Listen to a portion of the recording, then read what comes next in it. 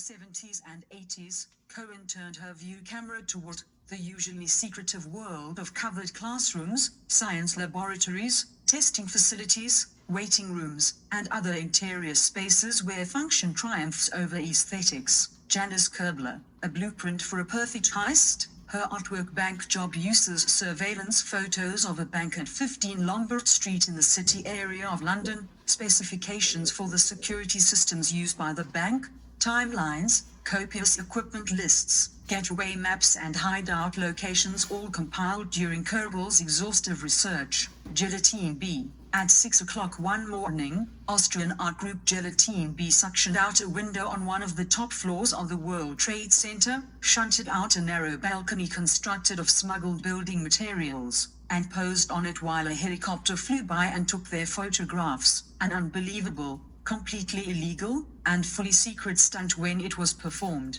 The B thing is now unbearably surreal, weirdly prescient, and forever unrepeatable. E-Team, a project by the E-Team, a performance art group, also dealt with the building itself, 127 illuminated windows. The E-Team attempted to write their names on the exterior of the towers themselves. Mark Lombardi. The concept that fed Lombardi's conceptualism was that a clandestine economy, bound by no law, shuttled money between concerns in Texas, the Middle East, the Vatican and the Beltway. That money translated into oil barrels, or bundles of cocaine, or crates of arms, and inevitably manifested itself as ruthless power of the few over the many. Lombardi thought the best way to defeat this corrupt global cabal was to show it its own reflection. Trevor Paglen. The landscapes Paglen frames extend to the bottom of the ocean and beyond the blurred edges of the Earth's atmosphere. For the last 2 decades, the artist, a cheerful and fervent man of 43, has been on a mission to photograph the unseen political geography of our times.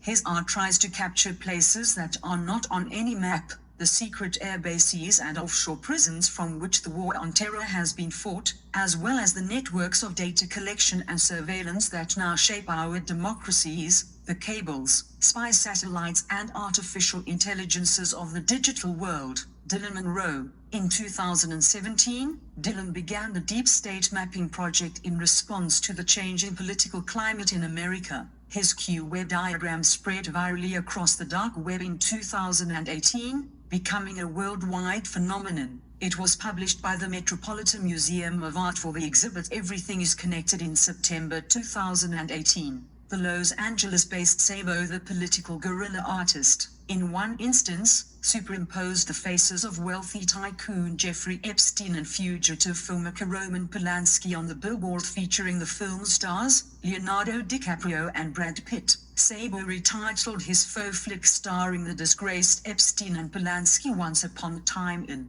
Pedowood, a not-so-subtle dig at the men's histories with underage girls, Thomas Hirschhorn. At the same moment of the tsunami nuclear disinter in Japan, the very night of Fukushima event, the Power Plant Art Gallery in Toronto opened the Thomas Hirschhorn exhibit, The Eye, cobbled together from hundreds of different sculptural elements, images and texts. The entire mise-en-scène is dominated by the juxtaposition of red and white, the flags of Canada, Switzerland and other nations, the veins in an eye, blood on snow,